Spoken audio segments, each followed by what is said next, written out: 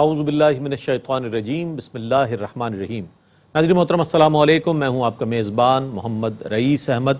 تلاوت قرآن کریم، ترجمہ اور تفسیر پر مشتمل اس پروگرام پیغام قرآن کے ساتھ ہم آپ کی خدمت میں حاضر ہیں۔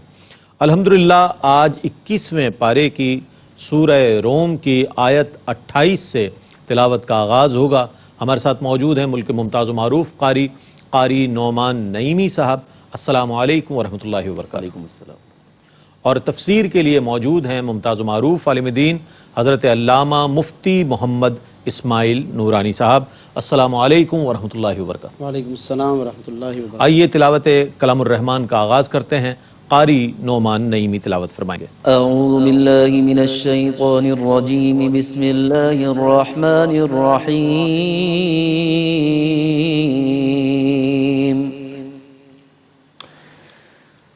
ضرب لكم مثلا من أنفسكم هل لكم مما ملكت أيمانكم من شركاء فيما رزقناكم فأنتم فيه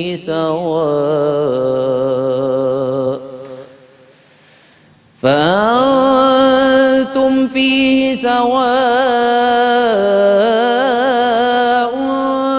تخافونهم كخيفتكم أنفسكم كذلك نفصل الآيات لقوم يعقلون۔ میں اللہ کی پناہ میں آتا ہوں شیطان مردود سے۔ اللہ ہی کے نام سے شروع کرتا ہوں جو نہایت رحم فرمانے والا بہت مہربان ہے۔ اللہ نے تمہارے لیے تم میں سے ہی ایک مثال بیان فرمائی۔ کیا تمہارے غلاموں میں سے کوئی تمہارا اس رزق میں شریک ہے جو ہم نے تم کو دیا ہے کہ تم اور وہ غلام اس رزق میں برابر ہوں؟ تم کو ان سے اس طرح خوف ہو جس طرح تم کو اپنے ہم مثلوں سے خوف ہے۔ ہم عقل والوں کے لیے اسی طرح تفصیل سے آیات بیان فرماتے ہیں۔ بل اتبع الذین ظلموا اہواءهم بغیر علم فمن یہدی من اضل اللہ وما لهم من ناصرین۔ بلکہ ظالموں نے بغیر علم کے اپنی خواہش کی پیروی کی، سو جس کو اللہ نے گمراہ کر دیا ہو اس کو کون ہدایت دے سکتا ہے، اور ان کا کوئی مددگار نہیں ہے۔ فَأَقِمْ وَجْهَكَ لِلدِّينِ حَنِيفًا فِطْرَةَ اللَّهِ الَّتِي فَطَرَ النَّاسَ عَلَيْهَا لا تبدیل لخلق اللہ ذلك الدین القیم ولكن اکثر الناس لا يعلمون۔ سو آپ باطل پرستوں سے کنارہ کش ہو کر اپنے آپ کو دین حق پر قائم رکھیں۔ اے لوگو، اپنے آپ کو اللہ کی بنائی ہوئی اس خلقت پر قائم رکھو جس پر اس نے لوگوں کو پیدا کیا ہے۔ اللہ کی خلقت میں کوئی تبدیلی نہیں ہے، یہی صحیح دین ہے، لیکن اکثر لوگ نہیں جانتے۔ منیبین الیہ واتقوہ واقیموا الصلاة ولا تکونوا من المشرکین۔ اسی دین پر قائم رہو، اللہ کی طرف رجوع کرتے ہوئے، اور اللہ سے ڈرتے رہو، اور نماز قائم رکھو، اور مشرکین میں سے نہ ہو جاؤ۔ من الذین فرقوا دینہم وکانوا شیعا کل حزب بما لدیہم فرحون۔ ان لوگوں میں سے نہ ہو جاؤ جنہوں نے اپنے دین کو ٹکڑے ٹکڑے کر دیا اور وہ گروہ در گروہ ہو گئے، ہر گروہ اسی سے خوش ہوتا ہے جو اس کے پاس ہو۔ وَإِذَا مَسَّ النَّاسَ ضُرٌّ دَعَوْا رَبَّهُم منيبين إليه ثم إذا أذاقهم منه رحمة إذا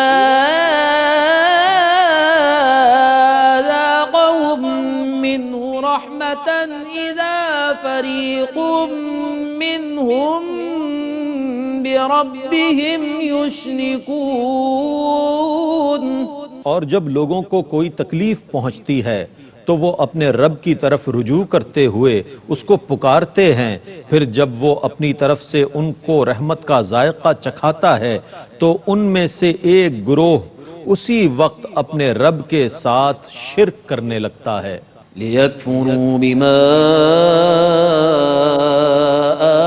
آتيناهم فتمتعوا فسوف تعلمون. تاکہ وہ ہماری نعمتوں کی ناشکری کریں جو ہم نے ان کو دی ہیں، سو تم عارضی فائدہ اٹھا لو پھر تم منقریب جان لوگے. ام انزلنا عليهم سلطانا فهو يتكلم بما كانوا به يشركون.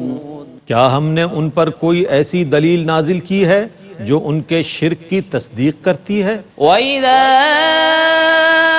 أَذَقْنَا النَّاسَ رَحْمَةً فَرِحُوا بِهَا وَإِن تُصِبْهُمْ سَيِّئَةٌ بِمَا قَدَّمَتْ أَيْدِيهِمْ إِذَا هُمْ يَقْنَطُونَ.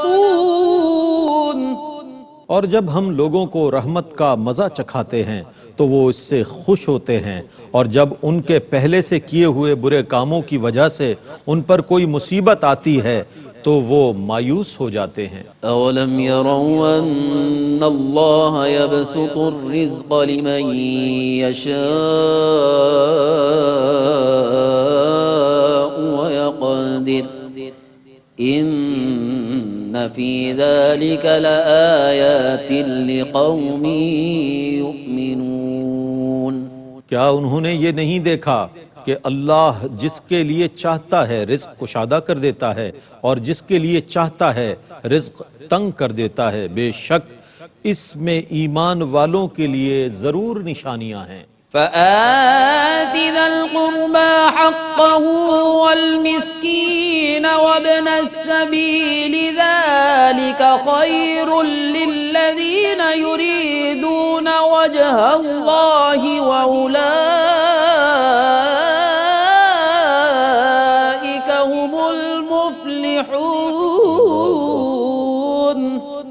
پس آپ قرابت داروں کو ان کا حق ادا کریں اور مسکینوں کو اور مسافروں کو، یہ ان لوگوں کے لیے بہتر ہے جو اللہ کی رضا کا ارادہ کرتے ہیں اور وہی کامیاب ہیں. وما آتيتم من ربا ليربو في أموال الناس فلا يربو عند الله وما آتيتم من زكاة تريدون وجه الله فأولئك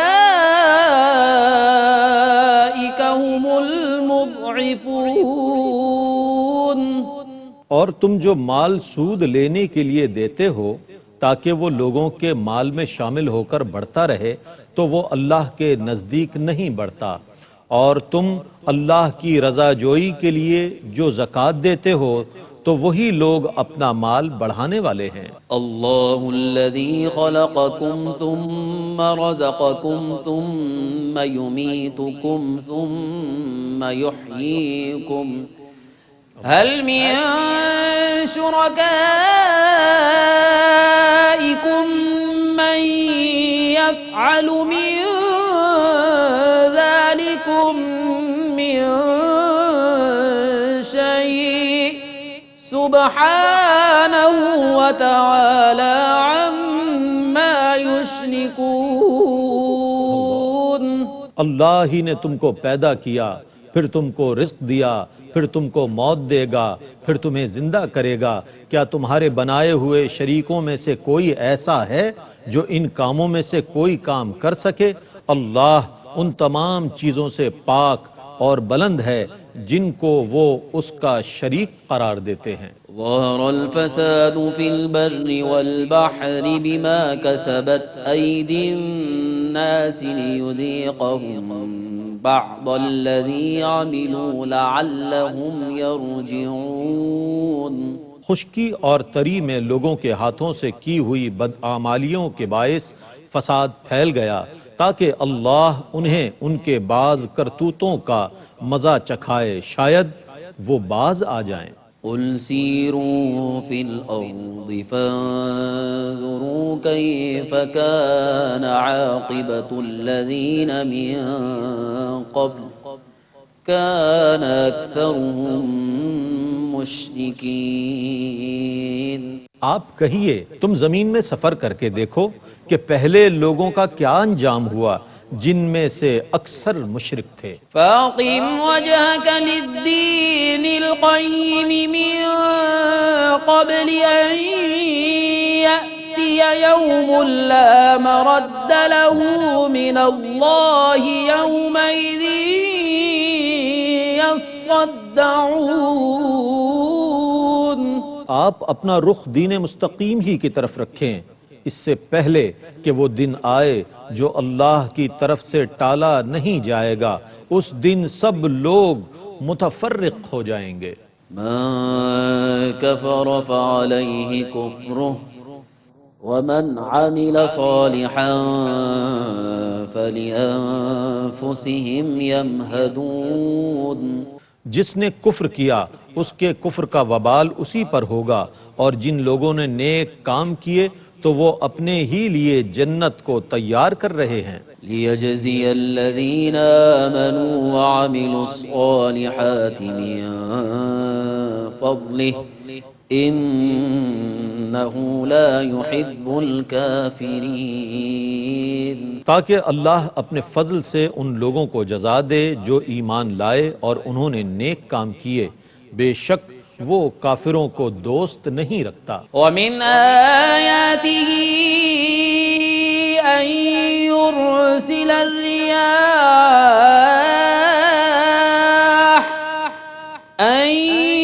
يرسل الرياح مبشرات وليذيقكم من رحمته ولتجري الفلك بأمره وَلِتَبْتَغُوا مِن فَضْلِهِ وَلَعَلَّكُمْ تَشْكُرُونَ۔ اور اس کی بعض نشانیوں میں سے خوشخبری دیتی ہوئی ہواؤں کا بھیجنا ہے، اور اس کے لیے وہ تمہیں اپنی رحمت سے بہرمند کرے، اور تاکہ اس کے حکم سے کشتیاں چلیں، اور اس لیے کہ تم اس کے فضل سے رزق تلاش کرو اور تاکہ تم شکر ادا کرو۔ وَلَقَدْ أَرْسَلْنَا مِن قَبْلِكَ رُسُلًا إِلَىٰ قَوْمِهِمْ فَجَاءُوهُم بِالْبَيِّنَاتِ فَانتَقَمْنَا مِنَ الَّذِينَ أَجْرَمُوا وَكَانَ حَقًّا عَلَيْنَا نَصْرُ الْمُؤْمِنِينَ۔ اور بے شک ہم نے آپ سے پہلے بھی رسولوں کو ان کی قوموں کی طرف بھیجا، وہ ان کے پاس دلائل لے کر گئے تو ہم نے مجرموں سے انتقام لیا، اور ہم پر مومنوں کی مدد کرنا ہمارے فضل سے واجب ہے۔ اللہ الذی یرسل الرياح فتثیر سحابا فیبسطه فی السماء کیف یشاء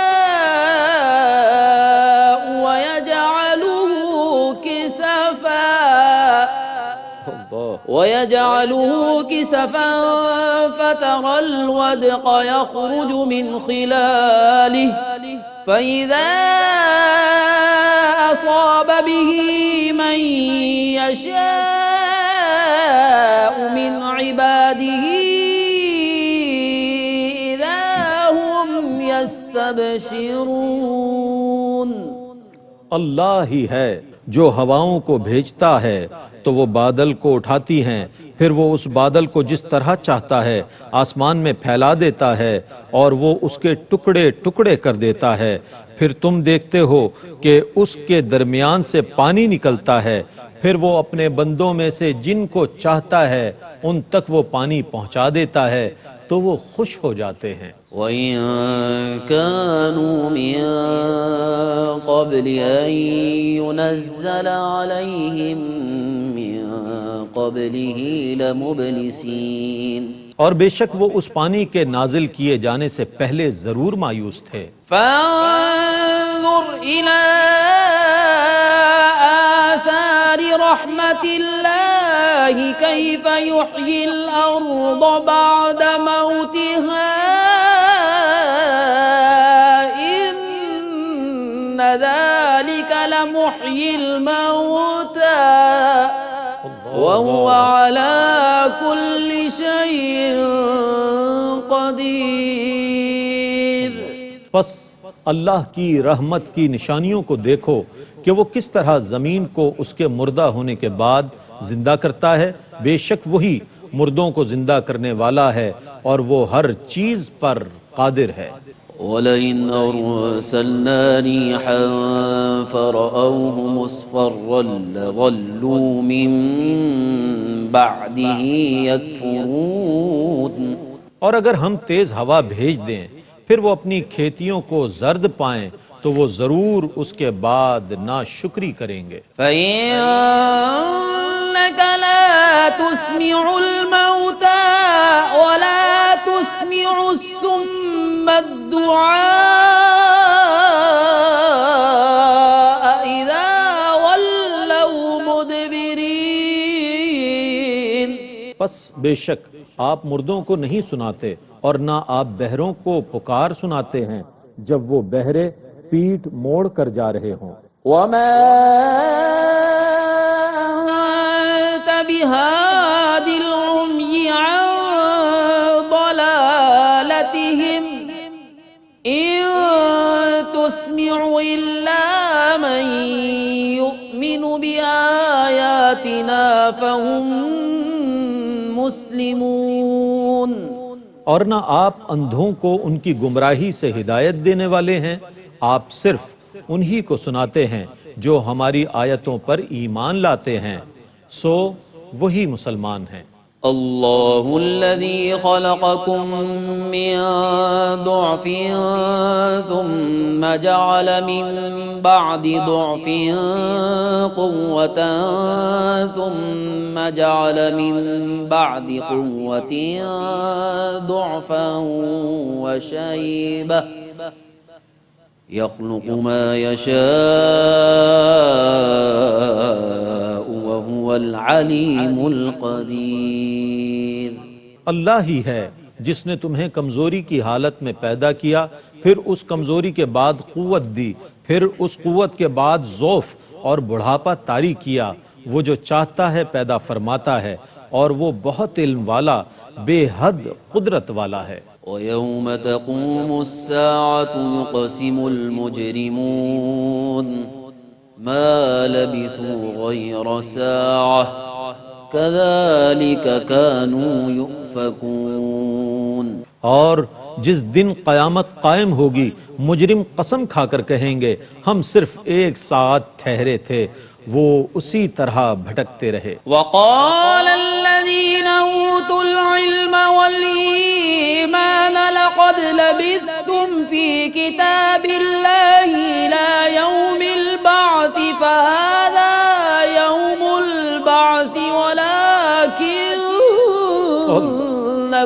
كنتم لا تعلمون۔ اور جن لوگوں کو علم اور ایمان عطا کیا گیا تھا وہ کہیں گے بے شک تم لوح محفوظ کے موافق حشر تک ٹھہرے رہے ہو، سو یہ یوم حشر ہے لیکن تم جانتے ہی نہ تھے۔ فَيَوْمَئِذٍ لَا يَنفَعُ الَّذِينَ ظَلَمُوا مَعْذِرَتُهُمْ وَلَا هُمْ يُسْتَعْتَبُونَ۔ پس اس دن ظالموں کو ان کی معذرت کوئی نفع نہیں دے گی اور نہ ہی ان سے عتاب اور ناراضگی کو زائل کیا جائے گا۔ وَلَقَدْ ضَرَبْنَا لِلنَّاسِ فِي هَذَا الْقُرْآنِ مِنْ كُلِّ مَثَلٍ وَلَئِنْ جِئْتَهُمْ بِآيَةٍ لَيَقُولَنَّ الَّذِينَ كَفَرُوا إِنْ أَنْتُمْ إِلَّا مُبْطِلُونَ۔ اور ہم نے اس قرآن میں لوگوں کے لیے ہر قسم کی مثالیں بیان فرمائی ہیں، اور اگر آپ ان کے سامنے کوئی معجزہ پیش کریں تو کفار ضرور کہیں گے کہ آپ تو محض جھوٹے ہیں۔ كذلك يطبع الله على قلوب الذين لا يعلمون۔ اللہ اسی طرح جاہلوں کے دلوں پر مہر لگا دیتا ہے۔ فاصبر إن وعد الله حق ولا يستخفنك الذين لا يوقنون۔ سو آپ صبر کیجئے، بے شک اللہ کا وعدہ برحق ہے، کہیں آپ کو وہ لوگ بے صبرا نہ کر دیں جو یقین نہیں رکھتے۔ بسم اللہ الرحمن الرحیم۔ الف لام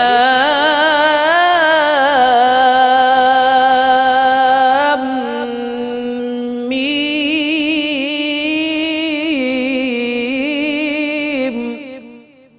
تلک آیات الکتاب الحکیم۔ اللہ ہی کے نام سے شروع کرتا ہوں جو نہایت رحم فرمانے والا بہت مہربان ہے۔ الف لام میم، یہ کتاب حکیم کی آیات ہیں۔ ہدی ورحمۃ للمحسنین، یہ کتاب نیکی کرنے والوں کے لیے ہدایت اور رحمت ہے۔ الذین یقیمون الصلاة ویؤتون الزکاة وهم بالآخرة هم یوقنون۔ جو لوگ نماز قائم رکھتے ہیں اور زکوٰۃ ادا کرتے ہیں اور وہی آخرت پر یقین رکھتے ہیں۔ اولئک علی ھدی من ربہم واولئک ھم المفلحون۔ وہی اپنے رب کی طرف سے ہدایت پر قائم ہیں اور وہی کامیاب ہیں۔ ومن الناس من يشتري لهو الحديث ليضل عن سبيل الله بغير علم ويتخذها هزوا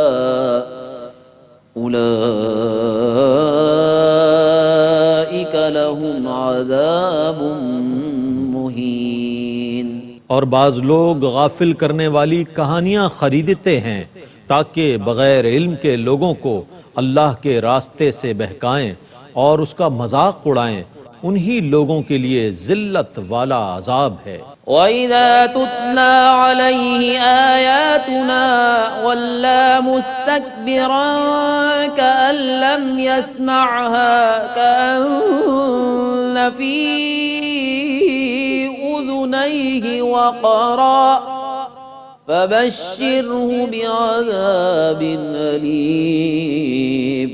اور جب اس شخص پر ہماری آیات تلاوت کی جاتی ہیں وہ تکبر کرتا ہوا پیٹھ پھیر لیتا ہے، گویا کہ اس نے سنا ہی نہیں، جیسے اس کے دونوں کانوں میں ڈانٹ لگی ہوئی ہے، سو آپ اس کو دردناک عذاب کی خوشخبری دے دیجئے۔ ان الذين آمنوا وعملوا الصالحات لهم جنات النعيم۔ بے شک جو لوگ ایمان لائے اور انہوں نے نیک اعمال کیے انہی کے لیے نعمت والی جنتیں ہیں۔ خالدین فیہا وعد اللہ حقا وہو العزیز الحکیم۔ ان میں وہ ہمیشہ رہنے والے ہیں، یہ اللہ کا برحق وعدہ ہے اور وہی بہت غالب حکمت والا ہے۔ خلق السماوات بغير عمد ترونها وألقى في الأرض رواسي أن تميد بكم وبث فيها من كل دابة وأنزلنا من السماء ماء فأنبتنا فيها من كل زوج كريم. اللہ نے بغیر ستونوں کے آسمان بنائے جنہیں تم دیکھتے ہو، اور زمین میں مضبوط پہاڑوں کو نصب کر دیا تاکہ وہ تمہیں لرزا نہ سکے، اور اس میں ہر قسم کے جانور پھیلا دیے، اور آسمان سے پانی نازل کیا، سو ہم نے زمین میں ہر قسم کے عمدہ غلے اور میوے پیدا کیے. هذا خلق الله فاروني ماذا خلق الذين من دونه بل الظالمون في ضلال مبين.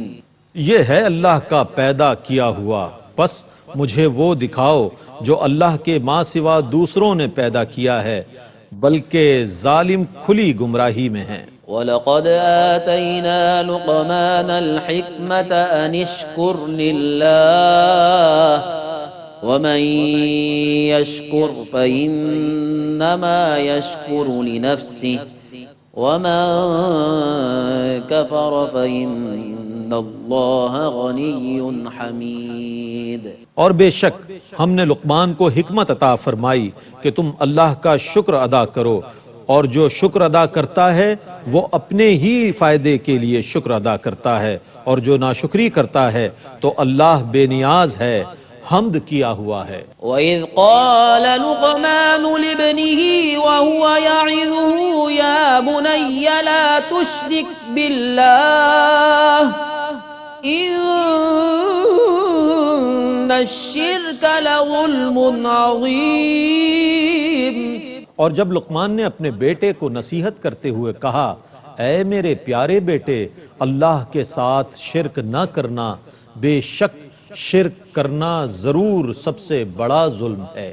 وَوَصَّيْنَا الْإِنسَانَ بِوَالِدَيْهِ حَمَلَتْهُ أُمُّهُ وَهْنًا عَلَى وَهْنٍ وَفِصَالُهُ فِي عَامَيْنِ أَنِ اشْكُرْ لِي وَلِوَالِدَيْكَ إِلَيَّ الْمَصِيرُ. اور ہم نے انسان کو والدین کے ساتھ نیکی کرنے کا حکم دیا.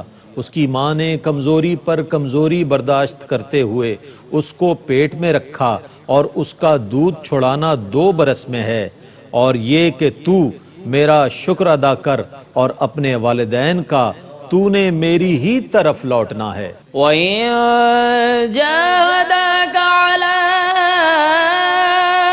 أَن تُشْرِكَ بِي مَا لَيْسَ لَكَ بِهِ عِلْمٌ فَلَا تُطِعْهُمَا وَصَاحِبْهُمَا فِي الدُّنْيَا مَعْرُوفًا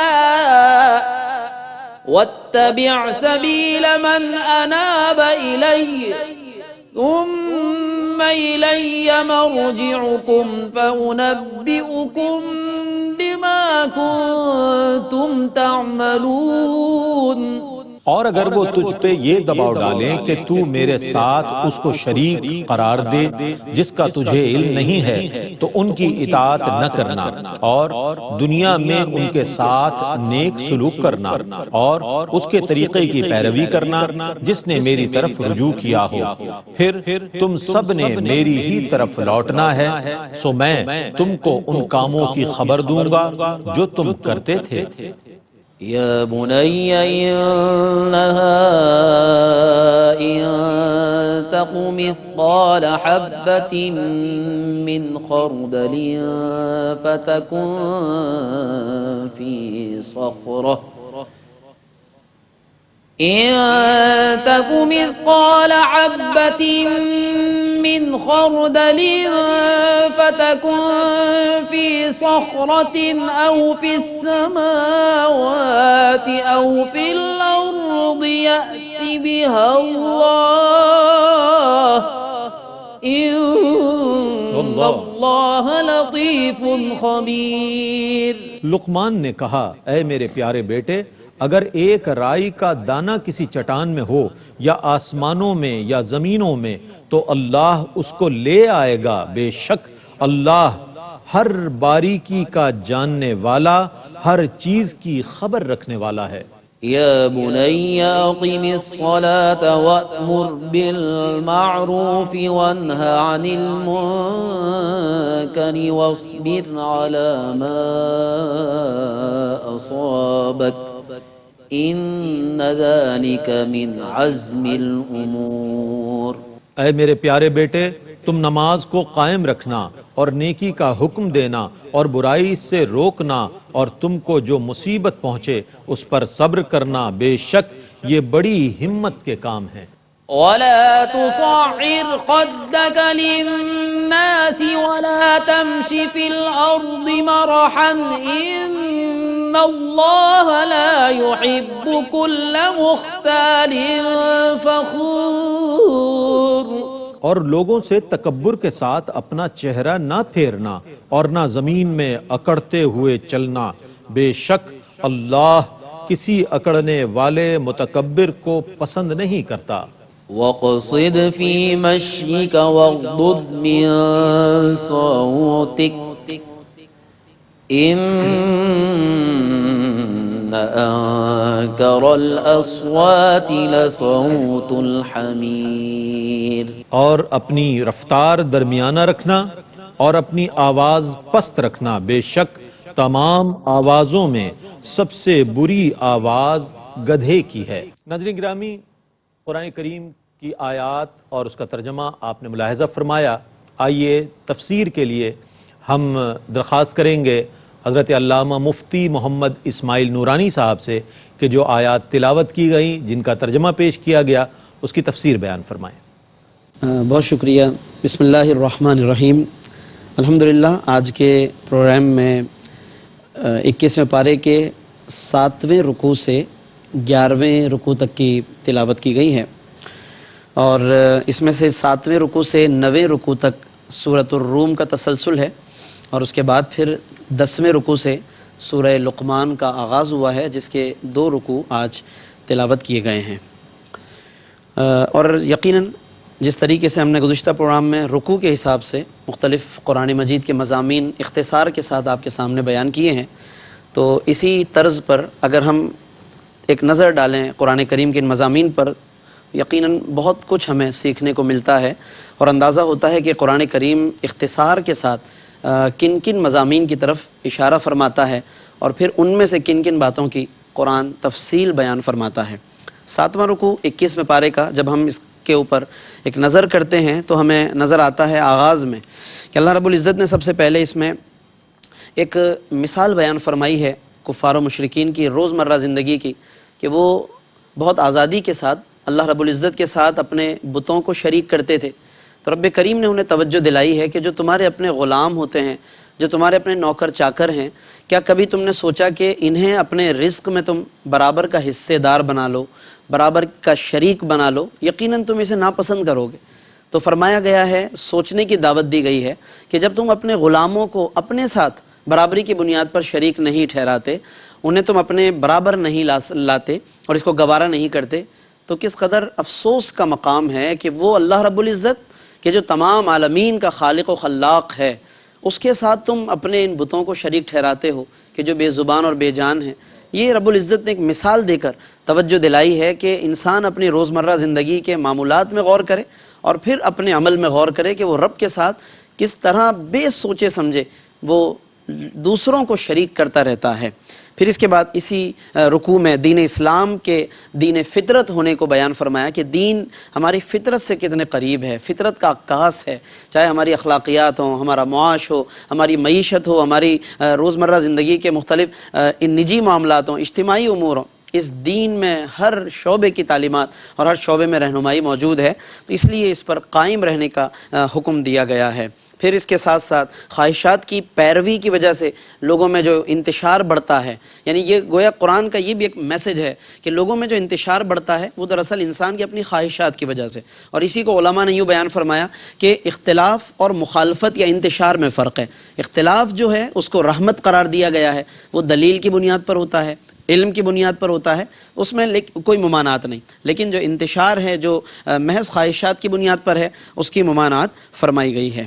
پھر اسی رکوع میں اللہ رب العزت نے لوگوں کی ایک اور نفسیات بیان فرمائی کہ جب انسان پر تکلیفیں آتی ہیں تو گڑ گڑا کر دعائیں کرتا ہے، رب کو کس طریقے سے راضی کرتا ہے، مناتا ہے، پھر جیسے ہی وہ خوشحالی کی طرف لوٹتا ہے تو پھر خوشحالی کے بعد پھر اللہ کو بھول جاتا ہے۔ آج ہمیں بھی غور کرنے کی ضرورت ہے کہ جب ہمارے گھر میں کوئی بیمار ہوتا ہے، کوئی تکلیف میں ہوتا ہے، تو ہم کتنے اخلاص سے دعائیں کرتے ہیں، کتنے اخلاص سے اس سے گڑ گڑا کر مانگتے ہیں، لیکن جب حالات نارمل ہوتے ہیں پھر ہم بھی نارمل ہو جاتے ہیں، پھر اللہ کو اس طرح سے ہم راضی نہیں کرتے۔ تو ضرور ہمیں اپنے طرز عمل میں غور کرنا چاہیے۔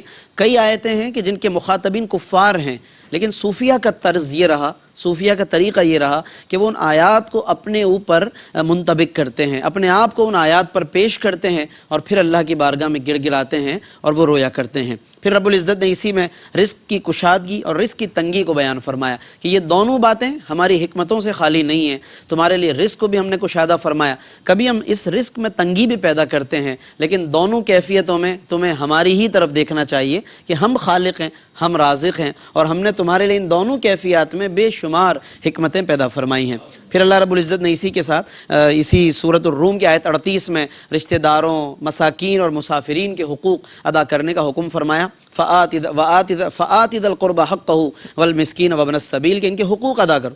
حضرت امام اعظم ابو حنیفہ رحمۃ اللہ علیہ نے اسی سے یہ استدلال کیا کہ اگر یہ لوگ جو رشتہ دار ہیں جن کا ڈائریکٹ آپ کے ذمہ نفقہ نہیں ہے، لیکن اگر وہ محتاج ہیں اور کسی کو اللہ نے ان رشتہ داروں میں سے کسی کو متمول بنایا، خوشحال بنایا، تو اس کے ذمے اس کا خرچہ بھی واجب ہے۔ حضرت امام ابو حنیفہ رحمۃ اللہ علیہ نے اس آیت سے استدلال کیا۔ تو آج کے دور میں ہم اپنے گرد و پیش نظر ڈالیں، اپنے گھر میں رشتہ داروں میں، تو ہمیں یقیناً ایسے حالات نظر آئیں گے اور ہمیں اس سے انحراف نہیں کرنا چاہیے، نگاہیں بند نہیں کرنی چاہیے، بلکہ ہمیں ضرور اس میں حصہ ملانا چاہیے۔ پھر اللہ رب العزت نے اسی میں آیت 39 کے اندر سود کی بے برکتی اور زکوٰۃ کی برکتیں بیان فرمائی ہیں، اور یہ اسلامی معیشت کی بنیاد ہے کہ جس میں سود کو منع کیا گیا ہے، کیونکہ اس کا معال کار انجام بے برکتی ہے، زوال ہے، اور زکوٰۃ کی ادائیگی، پراپر طریقے سے صدقات اور اسلامک طریقے سے ٹریڈنگ کرنا، یہ بہرحال برکات ہے۔ اللہ رب العزت فرماتا ہے فَأُولَٰئِكَ هُمُ الْمُضْعِفُونَ، کہ بہرحال وہی لوگ اضافہ پانے والے ہیں کہ جو اسلامی طریقے سے اپنے معاملات کو انجام دیتے ہیں۔ پھر اسی میں اللہ رب العزت نے اپنی قدرت کے بھی دلائل کو بیان فرمایا۔ پھر اس کے بعد 8ویں رکوع کی قاری صاحب نے تلاوت فرمائی ہے، اس کے اندر اللہ رب العزت نے ایک بہت بنیادی بات فرمائی کہ اس وقت جو تمہیں بحر و بر میں، خشکی میں، سمندر میں جو تمہیں ایک فساد نظر آ رہا ہے، یعنی کہ بحری طور پر، بری طور پر آج انسان کو جو خطرات لاحق ہیں، اس کا سبب انسان کی اپنی بدعمالیاں ہیں۔ خود انسان اپنی بدعمالیوں کے سبب کرائسس میں ہے، مشکلات میں ہے اور تکلیفوں میں ہے، اور اس لیے انسان کو اپنے اعمال پر غور کرنا چاہیے۔ پھر دوبارہ وہ بات فرمائی جو اس سے پہلے گزر چکی کہ عبرت کے حصول کے لیے زمین کی سیر کرو، دیکھو کہ کس کس طرح کس کا کیا انجام ہوا، اور تمہیں اللہ نے جو اس وقت جس حال میں رکھا ہے تو کہیں تم بھی پھر اس کا شکار نہ ہو جاؤ۔ رب العزت نے دعوت فکر دی ہے۔ پھر گزشتہ اقوام کے مجرمین کا انجام بیان کیا، اہل ایمان کے ساتھ نصرت کا وعدہ فرمایا، اور پھر اسی 8ویں رکوع کے اندر 21ویں پارے میں ایک بہت اہم بحث آیت نمبر 52 میں، جس کو علماء سماع موتا کے حوالے سے ذکر کرتے ہیں۔ سماع موتا کا مطلب کہ مردے جو ہو جاتے ہیں، انتقال کر جاتے ہیں، کیا وہ سن سکتے ہیں یا نہیں سن سکتے۔ آیت میں فرمایا کہ فَإِنَّكَ لَا تُسْمِعُ الْمَوْتَى، اے محبوب صلی اللہ علیہ وسلم آپ ان مردوں کو نہیں سناتے۔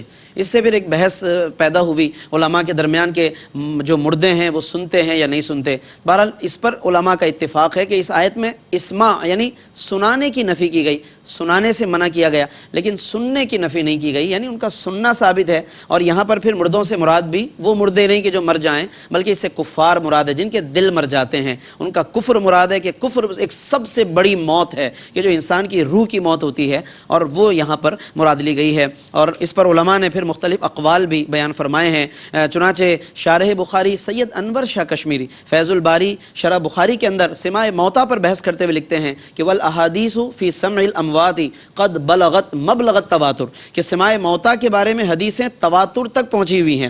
اور اس کے بارے میں کہتے ہیں کہ ایک اور حدیث کہ جس کو حضرت ابو عمر قرطبی نے اس کو صحیح قرار دیا کہ کوئی بھی شخص جب کسی قبر سے گزرتا ہے اور وہ میت کو سلام کرتا ہے تو فرمایا حضور علیہ السلام نے کہ وہ میت اس کو جواب بھی دیتی ہے وَيَعْرِفُ، اور اسے پہچانتی بھی ہے۔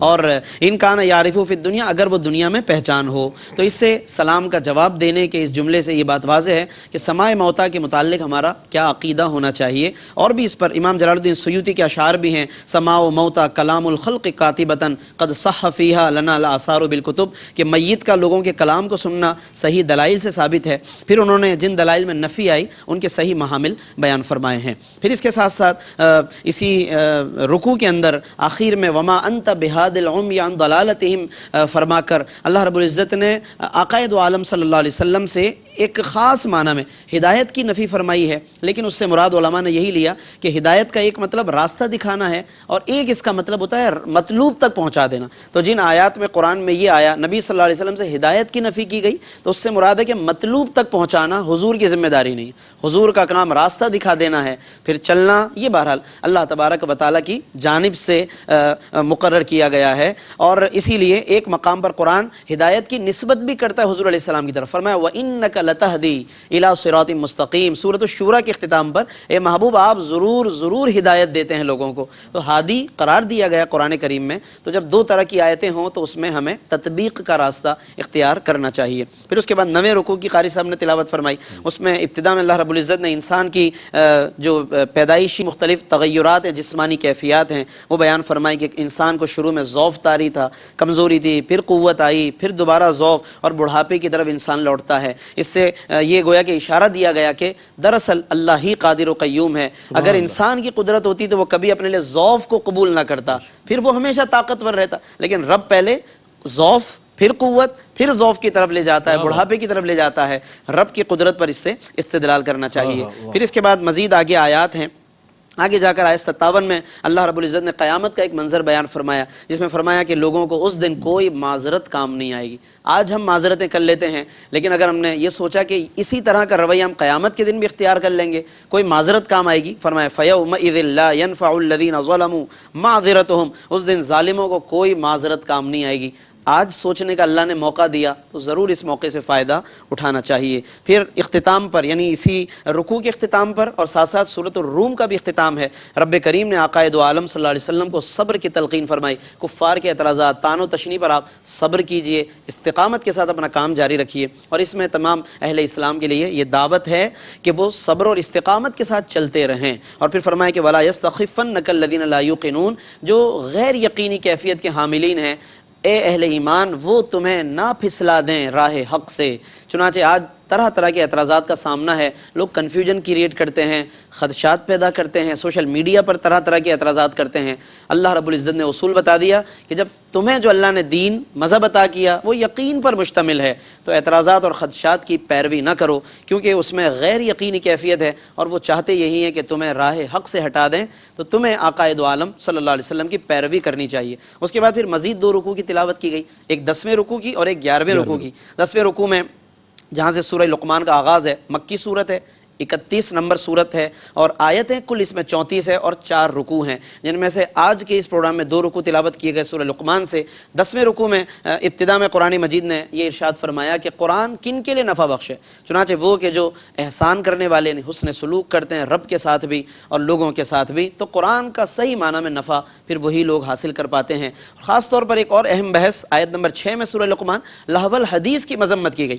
کہ وَمِنَ النَّاسِ مَن يَشْتَرِي لَهْوَ الْحَدِيث، کہ جو لہو الحدیث کو خریدتے ہیں۔ علماء نے فرمایا لہو الحدیث کا مطلب لہو و لعب، کھیل تماشوں میں جو لگے رہتے ہیں، کہ جو زندگی شاید اس لیے گزار رہے ہیں کہ انہیں اسی کے لیے پیدا کیا گیا، تو ایسا ہرگز نہیں۔ لہو الحدیث کی تفسیر میں حضرت ابن مسعود 3 مرتبہ دہرا کر فرمایا کرتے تھے هو الغناء، اللہ کی قسم اس سے گانے باجے مراد ہیں، اور اللہ رب العزت نے اس کی مذمت فرمائی۔ تو جو گانے باجے میں لگے رہتے ہیں، اسی کو زندگی سمجھا ہوا ہے، انہیں دعوت فکر ہے کہ وہ ان مقدس لمحات میں اور قرآن کریم کی ان مقدس تلاوت میں غور کر کے اپنے آپ کے لیے ایک اچھا رستہ وہ منتخب کریں۔ اور حضرت ابراہیم نخعی نے تو فرمایا کہ گانے باجے یہ دلوں میں نفاق پیدا کرتے ہیں، دین سے دوری پیدا کرتے ہیں۔ چنانچہ ہم یقیناً یہ دیکھتے بھی ہیں کہ وہ دین سے دوری کا راستہ لوگ اختیار کر لیتے ہیں۔ پھر اس کے بعد اہل ایمان کے لیے جنت کی نعمتوں کا تذکرہ فرمایا اور دیگر مضامین اس رکوع کے اندر بیان فرمائے، اور آخر میں 11ویں رکوع کی قاری صاحب نے جو آج تلاوت فرمائی، یعنی سورہ لقمان کا دوسرا جو رکوع ہے، اس میں خاص طور پر جو اس سورت کا نام ہے سورہ لقمان، تو حضرت لقمان کا اس میں خاص طور پر ذکر کیا گیا۔ حضرت لقمان کے بارے میں مختلف اقوال ہیں، نبی تھے، نہیں تھے، کیا یہ ایک حکمت دان تھے، یا ان کی کیا حیثیت تھی، مختلف علماء نے اقوال بیان فرمائے، لیکن زیادہ تر علماء نے جس قول پر اتفاق کیا وہ یہی ہے کہ نبی نہیں تھے، انہیں نبوت و حکمت میں اختیار دیا گیا، انہوں نے حکمت کو اختیار فرمایا۔ انہوں نے کہا کہ میں آزمائش کو اختیار نہیں کرنا چاہتا، میں عافیت چاہتا ہوں، حکمت کا راستہ اختیار کیا۔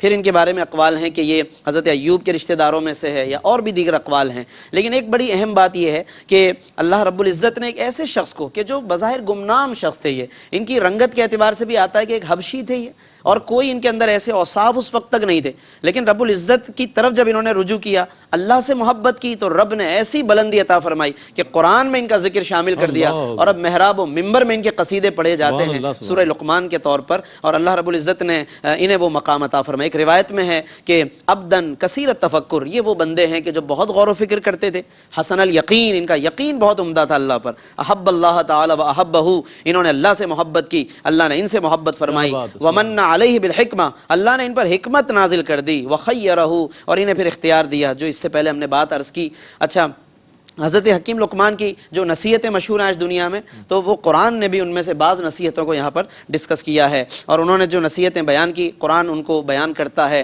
کہ انہوں نے اپنے بیٹے کو سب سے پہلے تو شرک سے بچنے کی نصیحت کی۔ ظاہر ہے سب سے بنیادی نصیحت یہی ہے کہ انسان کفر سے بچے، شرک سے بچے، لیکن شرک کا مفہوم جاننے کے ساتھ، سمجھنے کے ساتھ، ایسا نہ ہو کہ غلط فہمی میں شرک کا مفہوم جانے بغیر آدمی محض اپنے تردد اور شبہات کی وجہ سے اس چیز کو بھی شرک سمجھنے لگ جائے کہ جو حقیقت میں شرک نہ ہو۔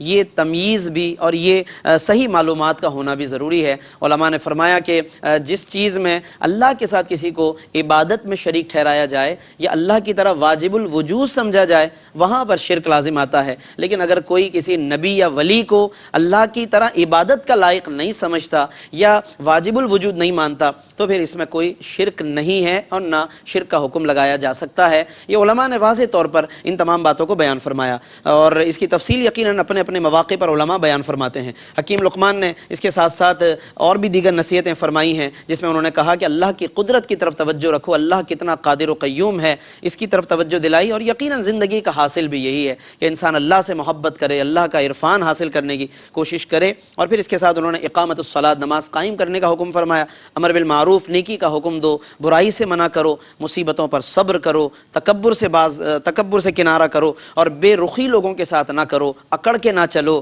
اور چلنے میں اعتدال، چلو تو اچھے انداز سے چلو، سینہ تان کر یا بہت سست روی کے ساتھ، یہ دونوں کیفیتیں نہ اختیار کرو، اعتدال کے ساتھ، حسن کے ساتھ چلو، چلنا بھی اچھا ہونا چاہیے، اور پھر جب بولو تو بولنا بھی اچھا ہو، بہت آواز ایسی کہ جو تکلیف دہ آواز ہو، جس میں قرآن نے اس کو ایک خاص تشبیہ دے کر بیان بھی فرما دیا کہ وہ آواز جو گدھے کی آواز ہے، ناپسندیدہ آواز ہے، تو اسی طرح کی کوئی آواز اختیار نہ کرو جو سماعتوں پر گرا گزرے، لہٰذا آواز بھی اعتدال کے ساتھ ہو، چلنا بھی اعتدال کے ساتھ ہو۔ یہ دیکھیے کہ قرآن کی کتنی حسین تعلیمات ہے، اور سورہ لقمان ہمارے لیے معاشرتی اعتبار سے اور ہماری اخلاقیات کے اعتبار سے کتنی اہمیت کی حامل ہے۔ تو بس اسی پر ناظرین میں اکتفا کروں گا، اور بس اس پیغام کے ساتھ کہ ہمیں ضرور قرآن کریم کے ان پیغامات پر غور کرنا چاہیے، اور قرآن کو اور ان آیات کو ڈیٹیل میں ہمیں ضرور مطالعہ کرنا چاہیے۔ اللہ رب العزت ہمارے اس سلسلے کو اور ہماری ان کاوشوں کو اپنی بارگاہ میں قبول فرمائے۔ جزاک اللہ خیر۔ ناظرین گرامی، الحمدللہ قرآن کریم کی آیات بینات، ان کا ترجمہ اور تفسیر آپ تک پہنچائی گئی، اور اس نشست میں الحمدللہ آج ایک بار پھر پیغام قرآن، پیغام یہی ہے قرآن کا کہ قرآن سے محبت کریں، قرآن پڑھیں، قرآن سمجھیں اور قرآن کی تعلیمات پر عمل کریں۔ اللہ تعالیٰ ARYQ TV کے اس اہتمام کو اپنی بارگاہ میں قبول فرمائے۔ اس کے ساتھ ہی اپنے میزبان محمد رئیس احمد کو اجازت دیجیے۔ اللہ حافظ۔